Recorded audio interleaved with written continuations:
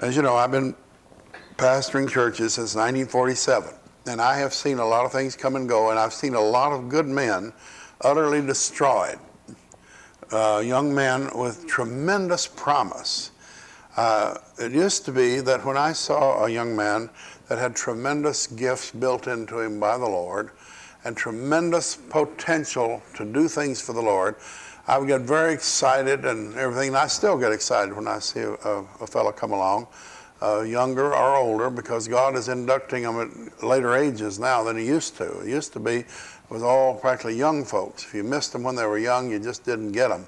Nowadays, God's saving people out of season. It's late, because in the last years, the last half of my ministry, I have seen more 80 and even 90-year-old people saved than I'd ever heard tell of in the years gone before. And the end times are producing some tremendous things. But I learned not to be overexcited about these who were being such potential. I learned to wait and see. To wait and see what happened, because I found out that these guys could be wiped out in a matter of just minutes. Now, in the early part of my ministry, there were times when I knew that it was Satan doing it, but that's as far as it went. I did not know the specifics, that it was actually specific demon powers that were working in various areas of men's minds, wills, emotions, and in their bodies to throw them for a loop and to put them out of commission as far as God's service was concerned. So I want to share with you scripture this morning, lest I get chasing rabbits and don't get back to it. Let's go to Psalm 34, 18 and 19 first. Psalm 34, 18 and 19. The Lord is nigh unto them that are of a broken heart, and saveth such as be of a contrite spirit. Many are the afflictions of the righteous, but the Lord delivereth him out of them all. Now then, let's go to Luke chapter 4 and verse 18 and 19, where Jesus is in the synagogue, and he reads from this, and he paraphrases from a passage in Isaiah, which hopefully we'll get to consider in depth later. He's going to paraphrase from Isaiah 61, the first 7 verses, just in case we get rolling and don't get a chance to get back to this. But in Luke 4, when he was called on to read the scripture, he said this, and part of it is reading it and part of it's paraphrased. The Spirit of the Lord is upon me, because He has anointed me to preach the gospel to the poor. He has sent me to heal the brokenhearted, to preach deliverance to the captives, the recovering of sight to the blind, to set at liberty them that are bruised, and to preach the acceptable year of the Lord. Now, as I mentioned earlier, there's been a great deal written and a great deal preached about the status of women who have been abused, put upon, and all this, and rightly so, because most of the time this is rooted in men, or in wicked women who have been trained by even wickeder men. Because whether ERA likes it or not, God has designed the male animal to be in charge, if you want to call them that. And some people are more like animals than humans. Some men remind me of a boar hog looking for a pen full of sows. And they have no more interest in life than that. To wallow in the and to fornicate is about all they have interest in. To eat slop and drink slop and wallow with the whores is about the extent of their ambition in life. Now, that's not what God designed people for. That's not how He designed man, and it's a perversion, and it's exactly what the Satan wants. And in the end times, we are seeing the coming together of tremendous forces of wickedness coming to a focus point, just like you focus the light on a magnifying glass and it will set fire. We're going to see that all these wicked things are going to bring together in the end times and bring about these fiery judgments of God. Now, there has been unbelievable damage done to men. And not a great deal has been written about this, and not a great deal is said about it. And we have a lot of preachers running around the country, and teachers who have lace on their drawers, and they run around and they say, now I'll tell you men, if you don't have mama's consent, if mama's not in harmony, then you can't preach. You cannot minister because after all, God cannot bless you. It is true that the scriptures say that you should try to get harmony in your home, that your prayers be not hindered. Now hindered they stopped, it just said handicapped. Well, I don't remember a day since I've been a believer that I didn't have a lot of handicaps. And if you're out there single fellow and you think that marriage is going to solve all your problems, I've got news for you, it doubles them. And you had better be a mature Christian by the time you get married. I'm not saying don't get married, I'm just saying by the time you better be mature enough to handle the extra load of problems that are coming. And then when the children come, did you know that when you get married you have kids? That's in case somebody never explained that to you, you need to go to the doctor and find out how that happens. But some guys rush into this, like they never, they say, well, we weren't expecting this. I said, well, go down to the doctor and have him explain what's causing all this. And but we've got to realize that men are to be the head of the house. They're to make the living. And our whole economic system, you have to realize, has been slated against this, to pull the mothers out of the home, put them in jobs, and to keep them away from the kids.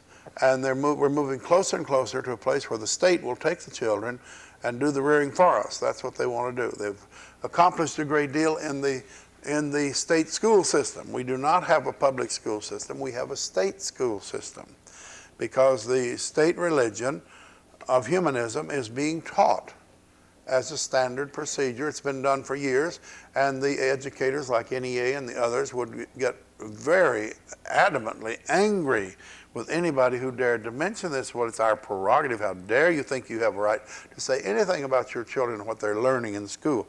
How dare you object to them studying, writing papers on demons and witches and all this kind of stuff? And how dare you object to transcendental meditation? Why, don't you know that's just a relaxation exercise? It's Hinduism, it's religion, and I thought we were supposed to keep it out. They threw our Bible out, but they put the Hindu practices in. That's a right.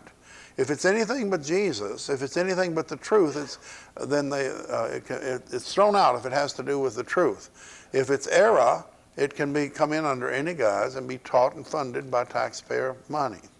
Now, men have been in the forefront of getting smashed by these pressures that have come on them. It starts out when they're a child, and you get a heavy. Now, by the way, before I get any further, don't some of you say, "Oh, I'm glad somebody's taking up for me. I felt so sorry for myself all these years, and I'm sure glad that preacher finally. I think I'll go home and suck my thumb a while and feel sorry for myself." No, I'm not preaching that for that, because I'm going to rip your hide off before we get through. Because there is no excuse, no matter what kind of hindrances you have. You are supposed to come over it. I'm supposed to come over it. If I had listened to the forces around me, this ministry would have never been, and some of you would still be in the muck and mire of sin and demon bondage, because many of you, because of the books and tapes and because of the outreach through other people who were influenced and touched by this church, would never have been rescued from where you were. You say, well, maybe I would. Well, where? Where in thunder would some of you come from? Don't you realize we have the lame, the halt, and the blind gathered here today? Of course, other churches have it too, but they won't admit it. They're too proud to admit they've got that kind. They've got quality folks. But in a deliverance church, you just face facts that everybody's trash. And, some are upper class trash, some are lower class trash, but it's all trash. And trash is trash. And it all goes in the incinerator because it's not worth saving. Now, when God comes along, though, he begins to remake things. And this ministry has reached out, and if I had listened and given in to the forces and pressures that some of you are sucking your thumb about, you would have never heard the message of deliverance, not from this preacher. Maybe God would have picked somebody else. But you wouldn't have heard it from me because there were many times that I desperately wanted to quit. I wanted to give up. I wanted to get out of here and stop it because I got tired of it. I got sick of it. There were times when I wanted to leave. Listen, well, just for one thing, I'm a Southern boy. I don't guess I can qualify for boy anymore. I'm a Southern male, let's put it that way. I haven't got a drop of Eskimo blood in my body. And yet I've been up here this is the 27th year up in this polar bear country. And when I came up here, I came out of the Bible Belt, and I came up here in this heathen darkness of Chicago. And then there wasn't any place I didn't want to go more than I didn't want to go to Chicago. And I just felt I was being put in purgatory or something. Why? What have I done, Lord, that you are sending me off into that dreadful place? And the people look funny and they talk funny, and you know they don't have nice slow draws, and they're all in such a rush and a hurry, and you know typical. I was typical Southerner. And now I guess I'm cosmopolitan or something. I don't know. But anyway. If I had listened to the Lord, had not listened to the Lord, you say, well, boy, you must be something else. No, I was more scared of the Lord than I was. I didn't want to buck him on it. I'd seen that didn't pay off. And I argued with him. I looked real mean at him. I said, thank you very much.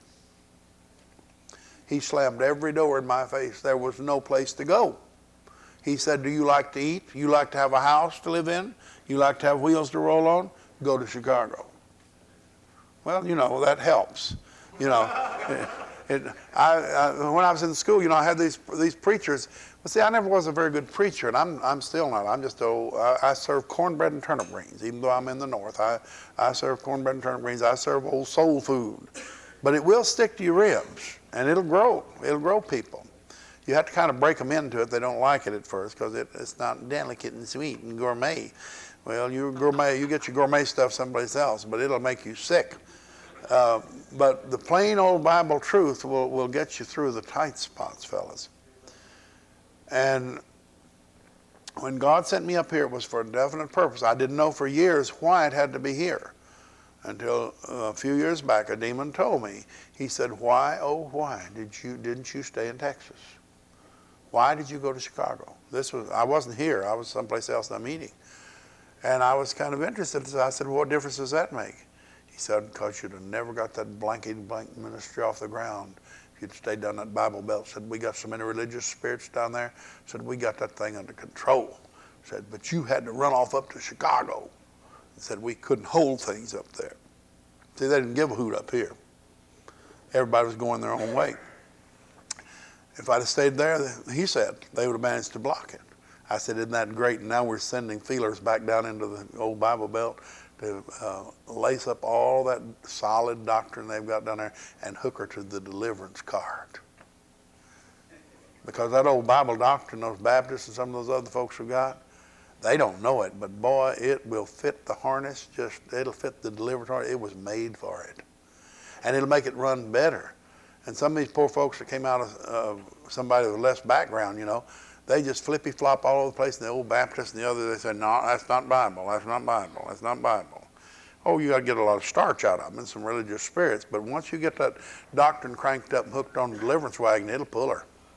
She'll really go. And it'll keep it on track. And that's what's going to happen. God's going to get his Bible-believing folks, and he's going to harness them up. Don't you worry yourself about it. I've seen them coming in. And I've seen as many as I want to see, of course, but he's going to get these people that are staunchly Bible believers, and they're the ones we need to pray for to get in here to head this thing up and teach some of these poor folks who haven't had any background. I mean, the charismatic renewal swept people. I mean, it broke down the fences. It swept like a tornado through places. And you had people coming out of the liturgical churches. You had people coming out who didn't know nothing. And here they are. They come up all loaded with gifts, speaking in tongues. And the Pentecostals who'd had a monopoly on that for years looked at them, who are you? Where did these upstarts come from? You Episcopal, you Catholic. Where'd you get all this stuff? Lutheran. Good lands, who ever heard of that? And then these silly charismatics didn't know any better. They read in the Bible, it said, lay hands on the sick and they shall recover. And they proceeded to do that, and healings broke out everybody. And they said, you can't do that. I said, what do you mean you can't do it? It says so right here. But the trouble with the tremendous charismatic sweep was it outran its doctrinal foundations. It was like an army that outran its supply lines. And it shot out, and the most miraculous healings, real stuff. I mean, real. I'm not talking about this phony baloney stuff we got now. They've they've regurgitated and realigned everything now, and now they've come up with all kinds of substitutes because they ran out of the first white hot spurt of that revival that came when God. That was a sovereign move of God, friends. And but now they ran out of doctrine. They didn't have it. And you see, the whole thing was a deliverance sweep was slated to follow that charismatic renewal. You go back and check it out. Don Basham and Derek Prince were heading up a sweep of deliverance. It was coming in right behind, and they had the ear. Derek Prince and then Basham following him, Pat Brooks and some of the others, all came in behind the charismatic renewal. And it was all set to sweep in and clean all these people up who had been so tremendously gifted. But what happened, it aborted. The shepherding movement swept in and just knocked the daylights out of the whole deliverance movement. We were cranking up on the sideline, the little old Baptist church on the backside of Chicago, cut off from everybody because I was working all the time and my people were working, and we were fighting screaming demons night and day in the church and running, and we didn't know any better than just go all the time. We were just 4 services a week. We were knocking the daylights out of the enemy. And a demon even told me, said, you stupid fools, you don't even know what you've done. You knocked the balance out between Indiana and Illinois. He said, those dumb spirits from Illinois, you've cast many of those big, powerful spirits. Said, you don't even know what you're dealing with. You've thrown out so many princes, they've gone over there, and they're in a battle with the prince over Indiana, now trying to take it over. There's a wild battle for control of Indiana now because of that. I didn't know. We were just, we just following orders. It said attack demons, and so we did. Now, but that deliverance sweep on a massive scale did not come. There was a cave-in and a breakdown of deliverance and a watering down of it. But God was not left without remedy. You mark that down. He had this stubborn, bull-headed, longhorn Texas preacher a hold of that little church over in Chicago. And one thing I don't do is give up. I get mad, and I get irritated, and I get depressed, and I want to quit, and I want to, as my daddy used to say, when he got frustrated, he said, I feel like rubbing my head with buttermilk and butting the wall. Now, I don't know what rubbing your head with buttermilk would do, but that was his expression. I always remember that. And I felt like that a lot of times. But God prevailed. He kept going. And that's why I'm here. There just wasn't any way to turn loose. And this tiger's moving again. And this time it swept. And you see, the thing missing in that early sweep of deliverance, by the way, was the body ministry. You've got to have the body ministry. There is no way that a few elite leaders can handle this thing. It's got to be the body ministry. When I went to Indonesia the first time, the Indonesians had gone and for several months had been working and teaching using videotapes, books, and the Bible and deliverance sessions to train themselves because they'd just gotten acquainted with it here at Hegwish. They had one weekend here. That's what launched the Indonesian deliverance revival. One weekend at Hegwish. Now tell me that God's not big. He's not on the throne, folks. There's no way we could have poured. And I wasn't even here. My people had the audacity to minister them instead of saying, you'll have to wait till pastor comes back and he will tell you all these great things. They just hauled off and hit. And they sent them back to Indonesia. And by the time we got there, they had teams of workers trained so that we could handle 700 people jammed in a 500-seat auditorium. Can you believe that? Here, you can't hardly get an auditorium small enough to put the deliverance meetings in. Over there, you can't hardly get one big enough. The people just pour in.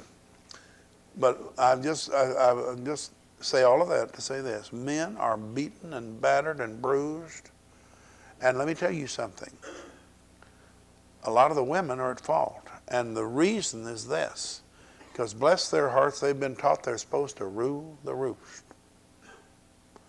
And they drive Papa out of the ministry because of their demands. They demand this, we got to have this, we got to have that, we got to have the other. And they don't have their eyes on the Lord. And even if he does, she'll change his mind. She doesn't mind him being the head of the house. She'll call him doorknob as long as she can turn it.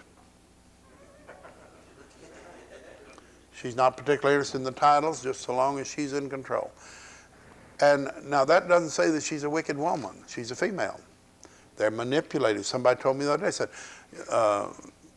he'd almost gotten in a bad situation. And I crashed in because I thought, well, he's going to ruin his life one way or the other. Either he'll blow up at me when I collar him and say, forget it, hang it up, Worley, or he's going to keep fooling around and he's going to end up with this gal and she's going to wreck his life. One way or the other, he's going to be destroyed. So if he's going to do it anyway, I might as well help. So I moved in as a shepherd with long yellow fangs and I slashed him. And when I got through, he's in a state of shock. He said, but Win, it's hard for me to believe what you're saying. I said, well, I know it is. And I waited as long as I could to tell you, but I'm telling you now, this is the way it is. And this is what's going to happen if you go ahead with this. And he said, well, Lord, have mercy. I don't understand it, but he said, I've watched you for years. And said, you've hit more home runs than you've struck out.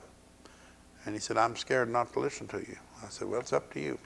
I've done my duty. I put the barrel on your back, let him claw you. He's been clawing me for a while. And I'm not going to let you go down the tube without fighting to save you, if I can.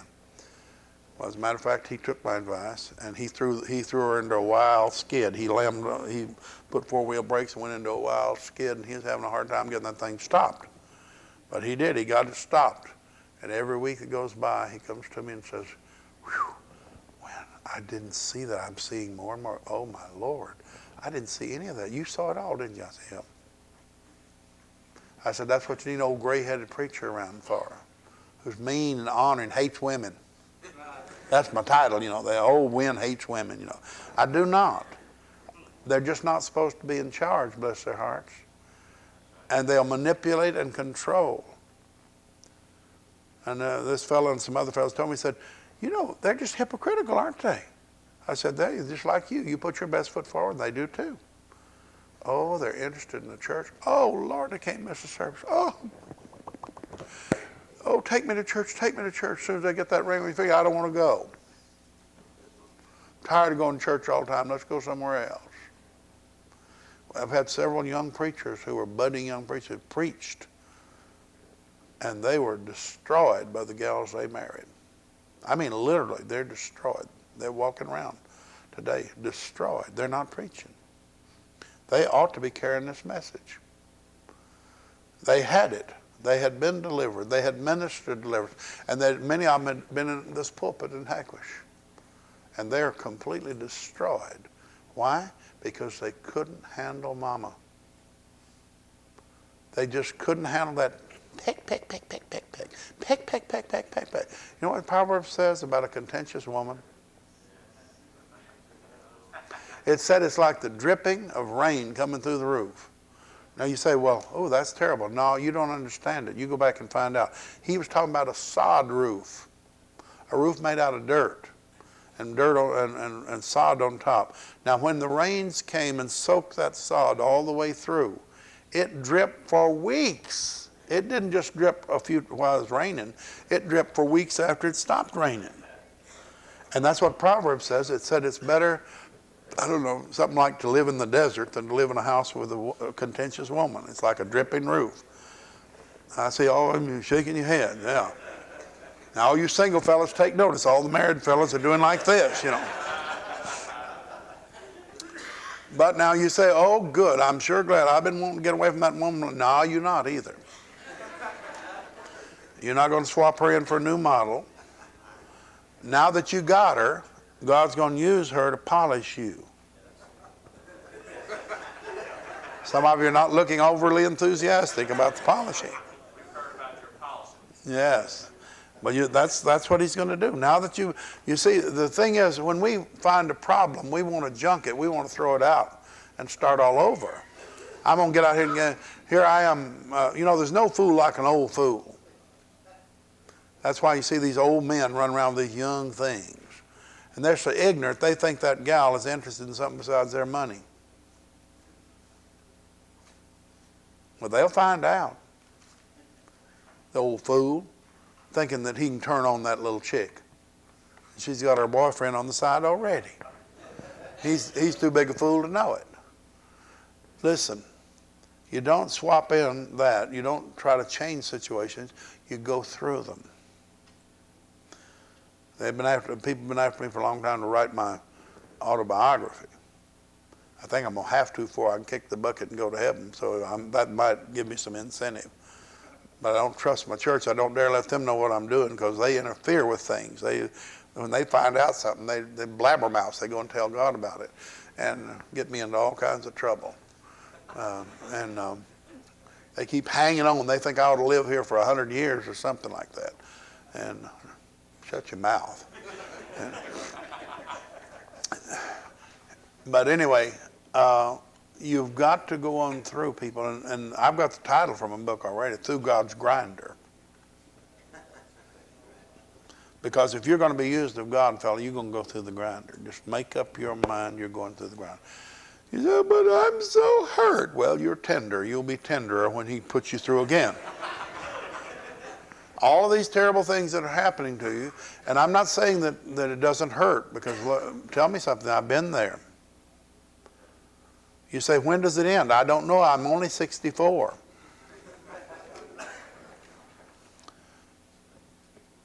And I've only been on this walk since I was 17 years old, so you figure it out. When does it end? When you get to heaven. We would not long for heaven if earth held only joy.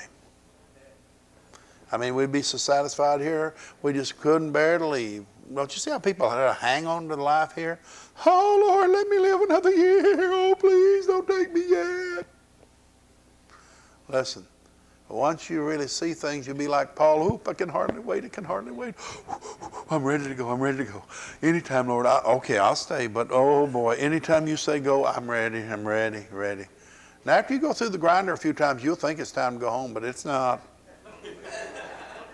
Oh, listen, I started that way back before I got married. I went through enough grinding back there, I decided I was already ready to go to heaven. I thought those church people were going to kill me. I poured out my life, my interest, my love. I wept in the carpet and everything else for those people, and they turned around and chewed me up and spit me out. They chewed me up and said, they ignored all the sacrifices, everything else that I'd ever done, and they didn't appreciate me. Well, I felt so sorry for myself one time. I wrote to a Christian friend. I had a deep Christian friend, older person. I thought, well, I need some. I just wrote and I said, I'll tell you, I just don't feel like going home. And I had tears on my letter and everything. You know, I was in a weaving way when I wrote the letter. I mean, it moved me when I reread it. And I mean, it was a moving letter. And I felt even sorrier for myself after I read what I'd written. And I wrote the letter confident I'd get a lovely, encouraging note. I did. This person wrote me back and said, in your struggle again, well, he said, Elijah, come out from under the juniper tree. Well, I didn't expect that. That was like a wet towel in the face, you know. I knew what Elijah was doing on the juniper tree, feeling sorry for himself. I'd preached about it. And then they just wrote a little reference in Hebrews over there. And I thought, well, what is that? And I picked it up, and it's over the first part of Hebrews. And I picked up the Revised Standard, unfortunately. Oh, boy, that was bad. It said, the way that it read there, it said, in your struggle against sin, you've not yet resisted to the point of shedding your blood. I felt worse than I did when I wrote the letter. As a matter of fact, I got so convicted I had to get out and confess to the Lord. I'd been a whining, complaining, bellyaching fellow. But that's what I needed. Dennis is going to talk about that now. I'm not going to steal his thunder. He shared it with me. I was tempted, but I won't do it. He's going to talk about that, about what rebuke and chastening and all that, what the difference is. But fellas, you're going to have to go through something if you're going to mount anything for God. There's no 47 ways about it. There's no easy way to serve God. And you're going to have to go if Mama doesn't like it. And you don't have to be unkind. You don't have to be brutal. You don't have to be rude or anything like that. But you're going to have to be firm. And if she's not used to that, she's going to scream like a scalded dog, I'll just tell you. She's not going to like it. And she's going to run to everybody in church and say, my husband is so impossible to live with. Now, don't think you can get away with it saying, well, and just do your own thing and then claim it's God. I'm talking about really following God. Now, if you got a gal that's going along with you, thank God for her and pray for her. Because I'll tell you what, everybody hadn't got one like that. You may end up with one like John Wesley. He'd be out in the open field preaching to 3,000 to 5,000 people in the open air because they wouldn't let him preach in the churches. They didn't like his methods. That's why he's called a Methodist. They didn't like his methods. He's just preaching from the Bible instead of the catechism. And he's just preaching straight Bible, and he's preaching holiness, and that was pretty unpopular too. It never has gotten any more popular either. And he'd be out there preaching, and his wife would come riding up on a horse. The lone stranger, here she comes. And she comes riding up, and she's yelling at the top of her lungs to that crowd as she's riding around them, don't listen to him, he's a hypocrite, he's a liar. So he said, well, I have to go home and get Mama in harmony before I can minister anymore. Lord, he would never done anything if he'd waited for Mama to get in harmony. She was a hellcat on wheels. Excuse me, on horse. And yeah, she tried to break his meetings up. Now, he didn't run out and junk her either. Well, I got to go get me a sweet young thing that I can train right. This old bat's not going to do. No, he didn't do that either. He lived with it. You say, how in the world do you do it? I don't know. But I'm sure it wasn't easy. But I want you to know something. That man stuck to Jesus. He kept on preaching, and I bet his heart broke many times as that wicked woman circled around him. She didn't know what she's doing. And he brought revival. He and his brother, Charles, brought revival to England, and then they came over here and spread it all over the United States. They were part of the Great Awakening. Now, that's what you get if you serve God, man. Now, let me back up and say right quick, you're not going to cloak just because Mama doesn't do every little thing you want her to. That's not necessarily God. But I'm talking about if you let her stop you from doing what God wants you to do, you're a fool. And you really don't love her because it's not going to make her happy anyway.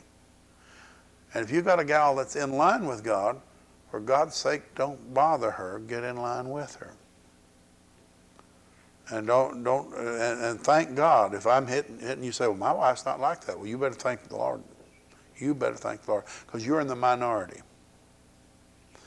And God will beat the living hound out of you because he gave you special help. He didn't give some of the rest. But you better climb over Mama if you have to do God's will.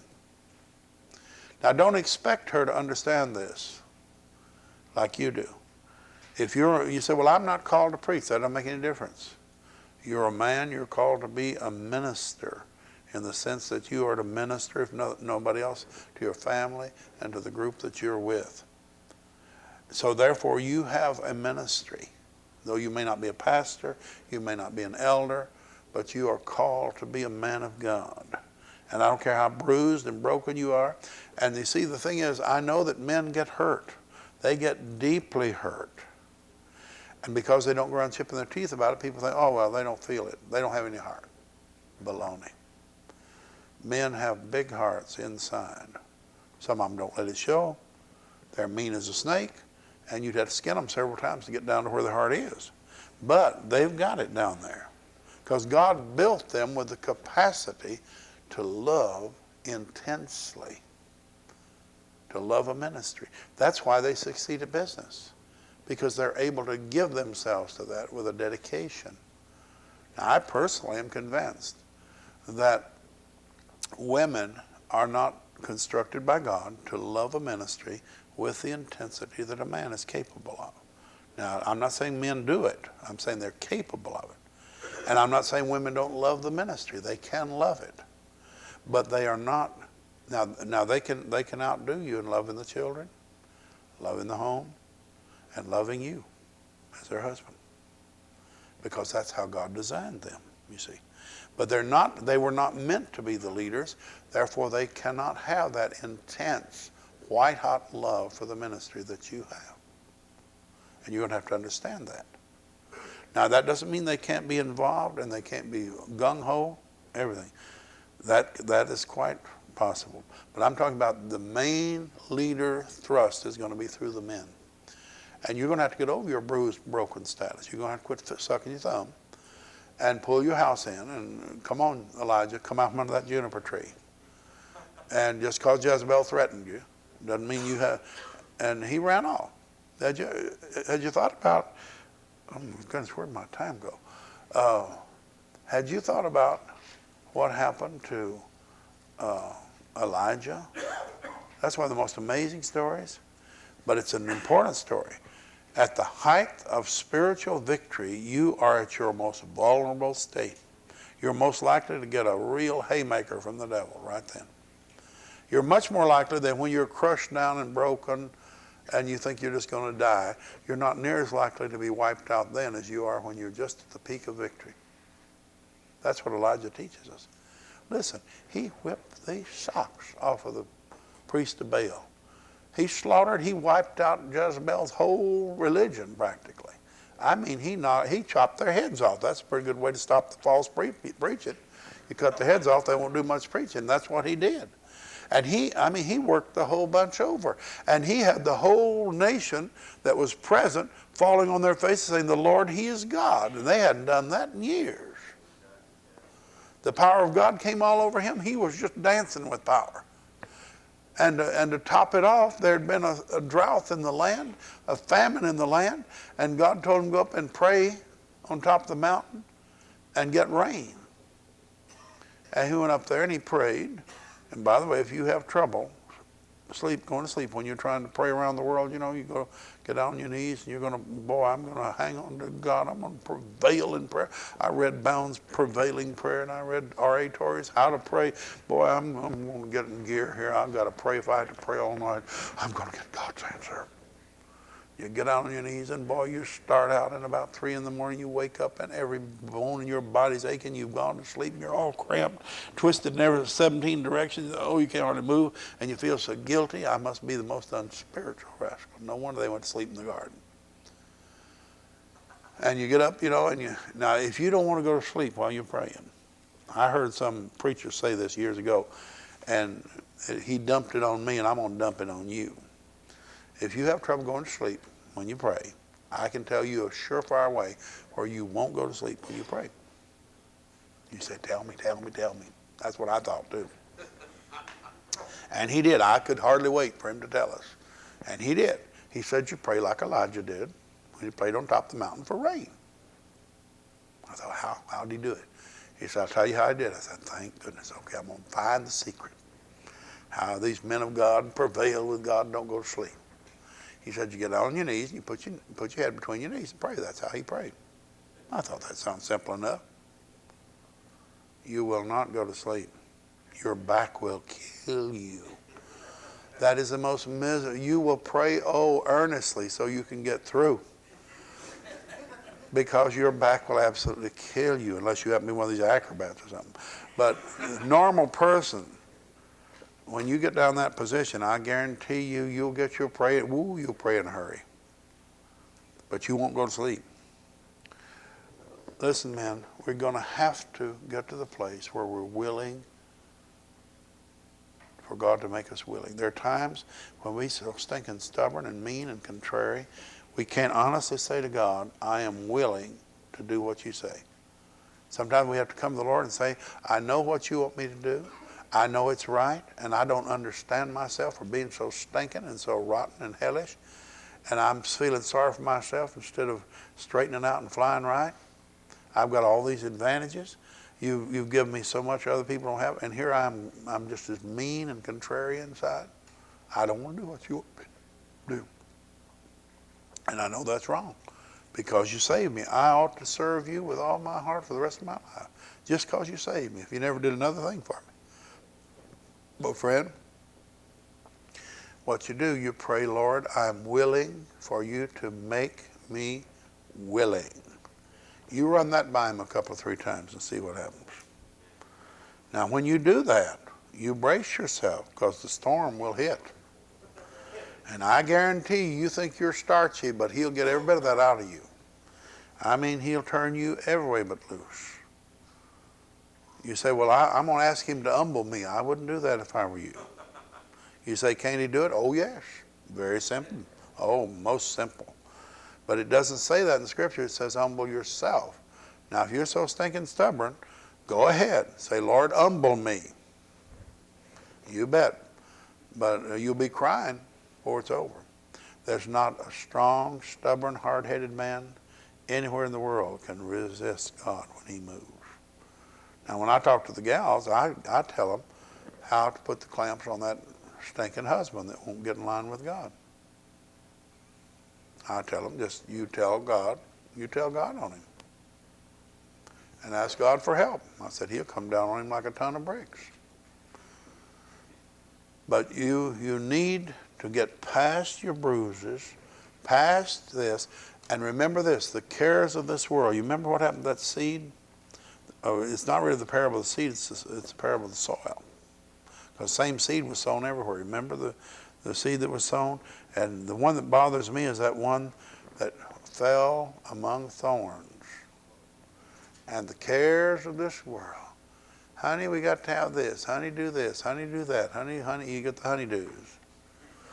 And then plus you get to buying all your toys to play with. And when you get them, of course, you got to keep them up and you got to polish them. And the first thing you know, you hadn't got any time for God. Friend, you got to get past all that. You've got to see a world out there dying. You've got to realize that you're going to live forever. And whatever you do now is going to determine what you have in eternity. Now, I'm convinced some people, I may be wrong, but I don't think I am. When I get to heaven, I'm going to come and say, see, I told you that. You didn't believe me at the time. I believe that we're sending up the material that God's going to build that mansion out of. Now, the foundation stands sure. That's Jesus. You got a foundation. You got a lot up there. But I tell you what, if you haven't sent anything but a handful of toothpicks up there to build with, you ain't going to have much building. You might ought to ask God for a pup tent. But I believe that what we do down here is going to determine what we enjoy in heaven. I'm convinced of that. And you're going to lose it. And I'll tell you what, that little woman that you give in to, she's going to lose it. And don't tell me you love her and that's why you have to do everything. You just can't serve God. Baloney. You see, the best thing for you to do is to serve God, to bless your family, and your wife, your children, everybody about you. Now, there's a fine line between you serving God and then trying to blame God for what you're doing. And your wrong attitudes, and you try to cloak everything, well, I'm serving God. That's what the Pharisees did, remember? They were selfish and stingy. So what they did, when they had money, and their parents came, their needy parents were under the law, they were supposed to help them. You're supposed to take care of your own, you know. And so their parents came, they were in need. And they said, oh, I'd love to help you, but see, everything I have is dedicated to God. And if I gave you that money dedicated to God, it just wouldn't be right. It's Corban. It's dedicated. I'm so sorry. Of course, it was all right for them to use it for themselves, but not to do the thing they're supposed to do. Now, that's the kind of shim-sham that's going on a lot of times with guys who are trying to blame what they want to do. They say, oh, Mama, I can't do that because of God. Now, you better be careful blaming God for something he's not responsible for. I'll tell you this, there'll be plenty of room for you to work out things with your wife, with the people around you, if she's willing and obedient. If she's not, then you're going to have to live with a stinker. And she'll have her tail over her back most of the time, like an old tomcat that's on a warpath. But you're going to have to put up with that if you serve God. You say, well, she'll leave me. Well, it might be a small loss. If that's genuinely what it's about. Now, don't go, like I said, don't go blaming God for this. If it's not God's fault, don't try to lay it on him. He doesn't appreciate that. But you're going to have to come past that, fellas, if you do something for God. You're going to have to be willing to dedicate completely. And when you do, The funny thing is, God starts changing you. You say, well, she hasn't changed. I know all about that. But he will change you. If he doesn't change her, he'll change you so you can bear it. Now let that soak in. God doesn't always change things the way we want them, but he helps us to be able to go ahead anyway. How do you think he did? Look at John Wesley. He's a prime example. You think he enjoyed having his wife right out there and bless him out to the whole congregation? How embarrassing. That stupid woman. I'm sure he felt like belting her one. I mean, that'd be his normal reaction. But you see, God brought him to the place where he could stand it. As far as we know, he never laid a hand on her. He stayed with her. And boy, that must have been hard. How would you like to preach a sermon? She'd be out there riding around on the horse hollering. You come in at home. And if you want anything to eat, go in there and fix it yourself.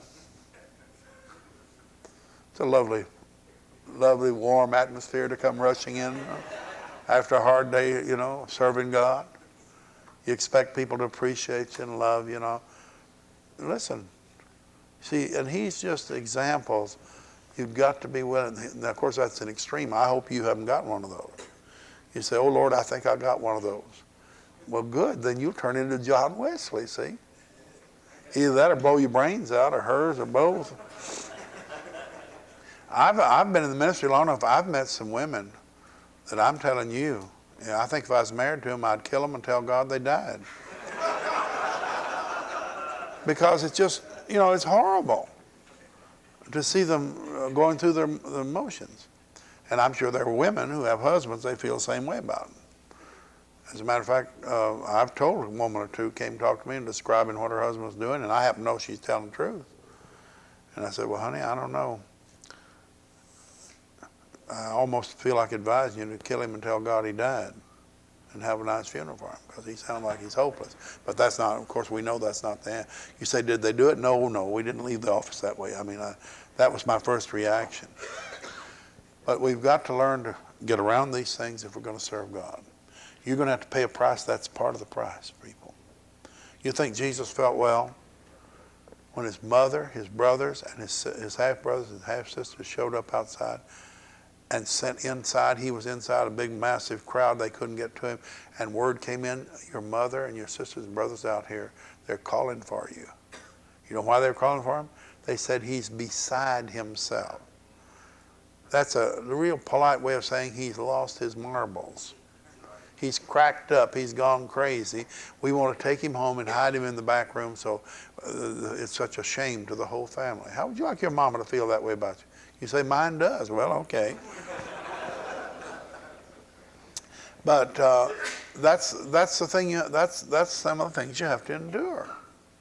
How would you like to start out helping people, and the very people that you're helping turn on you like a pack of mad dogs and eat you up? That's exactly what happens. That's exactly what happens. And when that happens, we are supposed to whine, bellyache, gripe, and complain. No, wait a minute. That's what we do. We're supposed to run, leap, and clap our hands for joy.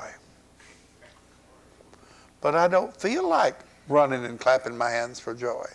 I know that's the time you need to do it most. Just like you say, I don't feel like going to church. I don't feel like ministering. That's when you need to do it the most. If I had walked into the pulpit only when I honestly felt like it, I don't know how many sermons I'd have preached, but not very many. Most of the time, before I get to the pulpit, enough hell has hit me to make me want to go rub my head with buttermilk and butt the wall. It's incredible what can be piled onto you when you know the next day or the next morning you're going to preach or you're going to minister. There's just no way around it, fellas. You've got to come over that. You've got to come past it. There is no way that you and I can expect an easy road. Jesus didn't have one, and he didn't promise us one, I tell you. We didn't get to these scriptures. Oh, we got a little time. We'll read them. Look in Isaiah 61:1. 61:1. Isaiah. The Spirit of the Lord is upon me, because the Lord hath anointed me to preach good tidings unto the meek, bind up the brokenhearted, proclaim liberty to the captives, the opening of the prison of them that are bound, to proclaim the acceptable year of the Lord, and the day of vengeance of our God, comfort all that mourn, to appoint unto them that mourn in Zion, to give unto them what? Beauty for ashes. Fellows, this makes it all worthwhile. I mean, all the misery, the frustration, the anger, the feeling like I'm just going to give it all, I'm going to throw it up, I don't want to fool with it anymore, I'm sick of it, I don't want to be a preacher anymore, I don't want to minister deliverance anymore. When you see God give beauty for ashes, when you see that one come out of the drug field, when you see that little girl loosed from all those bonds of terrible bondage, when you see those fears leave, when you see the blessings that begin to flow in the people that have been ministered to. Beauty for ashes. That's what it's all about, people. That's what makes it worthwhile. Then you say, well, I can hurt a little bit if it gets all this good stuff done. If God, did you know that the rose never gives forth its sweetest fragrance till it's crushed? And you will never give forth your best until you're crushed. You know, I went zigzagging across the country and even across the seas with this message of deliverance. And most of the time, I should have been home in bed. I could hardly drag myself. Ask some of the boys who travel with me. You only saw me in the pulpit, some of you. Ask some of the guys who were with me, who came. You noticed that my guys traveled with me when they could. There was a reason. They were concerned about me. And especially just before I quit, I was on the verge of real collapse. I think Stanley went with me on the last trip I made, maybe. No, Greg was with me on the last one. Am I exaggerating, fellas? You that went with me? They watched me like a hawk because they were concerned. And the people of the church would tell them before they left, said, you look after the preacher, don't let him overdo. Rob went with me 4 times to Indonesia. And I was teasing. I said, they think I have to have a nursemaid to go with me everywhere. And Rob looked at me and said, you do. I said, why? He said, because you don't have no sense. He said, when people come up and ask you to pray, so you sit there and pray all night long and kill your fool self. Said, somebody's got to be there and jerk you out of the service and take you home. Now, I'm not tooting my own whistle, fellas. I'm just telling you, I paid a price for what little I've got done. So if you think that what little I've got done is worthwhile, let me tell you something, it costs. Don't come to me with this easygoing stuff. I don't know anything about that. All I know is pour out your guts, and then you let people trample all over it. You say, well, do you enjoy it? No. I go home and cry at night about it. I don't like it. I haven't been completely delivered yet. So I can just leap up and clap my hands. I can tell I'm not delivered because I can't run and clap my hands. I want to pop them in the mouth.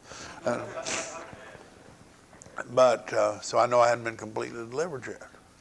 But I'm telling you this, you don't have to feel like it, you just have to do what's right. It's so important we learn to do what's right. And it's beauty for ashes, fellas. Joy, the oil of joy for mourning. Listen, these people are so sad, so miserable. You lose track of your own misery when you go to ministering joy to others. And it'll rub off on you every time, fellas. It will. Believe me. Believe this old preacher. I've been on the road long enough, I can tell you, come on. It hurts like fury. You'll be skinned alive and rubbed down with salt, but I'll tell you it's worth it. If you follow deliverance, somebody's gonna shed your blood. It's gonna get rough. The party's gonna get rough. They're gonna get to where in some places where they have the power, they're gonna kill people that show people how to get free. It's gonna come to that. If not here, it's gonna come overseas. There's gonna be some wild stuff taking place. You may die. I've almost died physically, pouring out. But some of you may die violently just for standing for the truth. You have to make up your mind. I don't know whether you can handle it or not. If you're a sissy, back out now. Lord have mercy. Don't get out there in the battle lines and have some other man dependent on you, and then you cave in and he leans for you and you're not there. But I'd urge you to get in there. You're not going to live forever. Why don't you do something worthwhile while you're here? You don't burn up daylight for nothing? I think it's important to go ahead.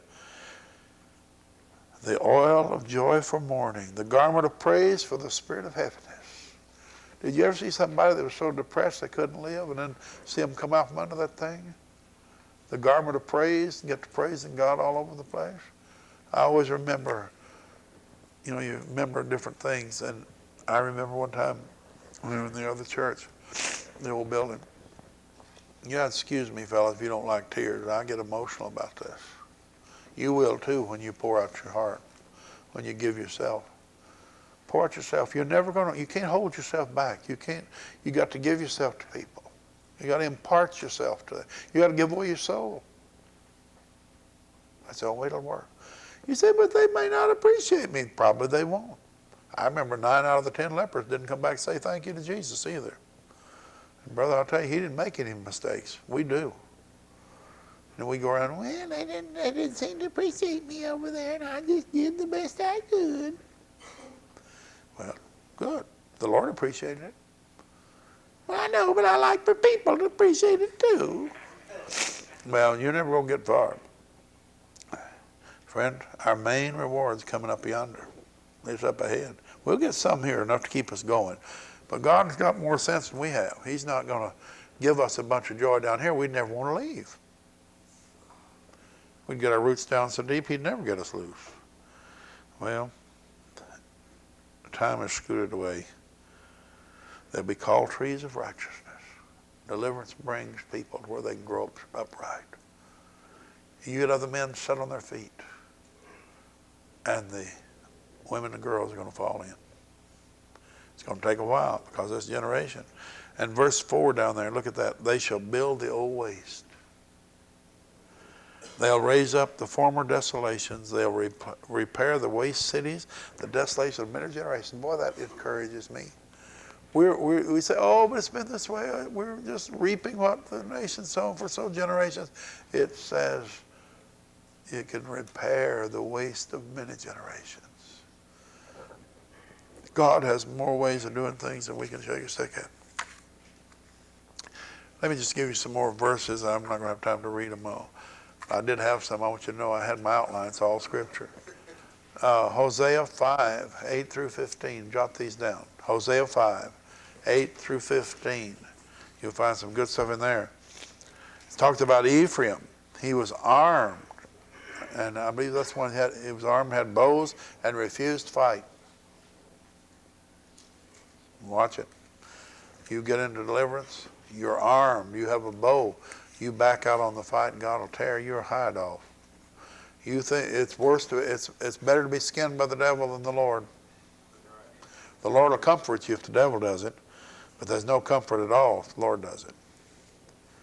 And by the way, if he turns the devil in on you, there's no way to get out of it. Then Proverbs 6, 32 and 33 talks about losing your soul, parts of your soul in adultery. Proverbs 23, 27 through 32. Some of you need to go through and read Proverbs. It tells about the strange woman. It also gives the guidelines for finances. You'll start getting out of debt instead of making them when you read Proverbs. Proverbs 23, verses 27 through 32 tells you how stupid you are if you think running to some woman for sex is going to satisfy you. And it tells what it'll do to you. And it also goes into the business about tipping a little wine at the cup. You're a fool if you do that too. Isaiah 1, 5 and 6.